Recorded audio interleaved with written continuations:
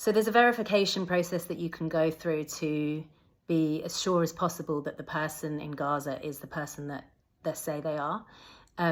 This is important because there are many, many families in Gaza who need support, who need money, who need even just emotional support. And if anybody feels that they're able to take that on, it's a really amazing way to feel that you're doing something, that you're engaging with people on the ground, that you're helping in some way.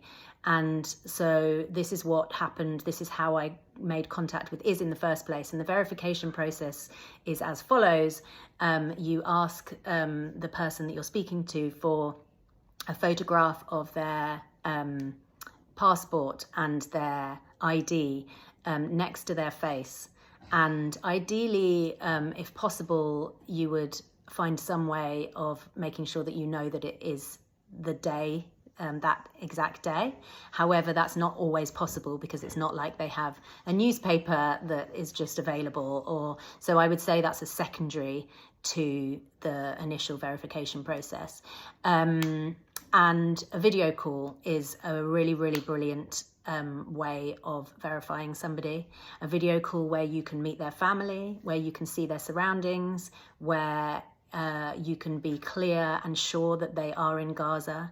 Obviously, the surroundings of Gaza at the moment are very, very specific, and it is very obvious when you see photographs or when you're on a video call with someone and they are in Gaza.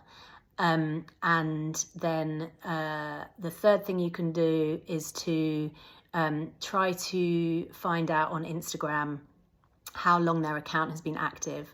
Again, this isn't foolproof because some people did actually genuinely start Instagram accounts from October the 7th onwards in order to get funds going to fundraise, because that's what they need. So, but it's important somehow to just see what their presence is, how many people follow them, who follows them, do you have mutual followers? And many people in Gaza have spot funds that are already set up for them.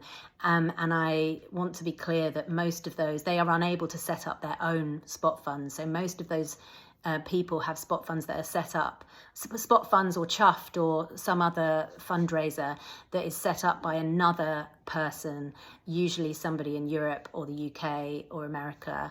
And so that person is another sort of cog, I guess, in the machine where you can check their credentials as well. You can check their credentials, you can check who they are on Instagram. If they're working under a sort of more work fundraising platform or profile, then you can see whether you can follow their personal account. So there's numerous ways of verifying someone to make you feel more comfortable. And honestly, the people in Gaza do not mind doing this. They would much prefer to verify themselves to you and to go through a process of you asking them questions and asking for certain documentation than being ignored. So if you have the bandwidth to engage with a family, that's the way to start on that journey.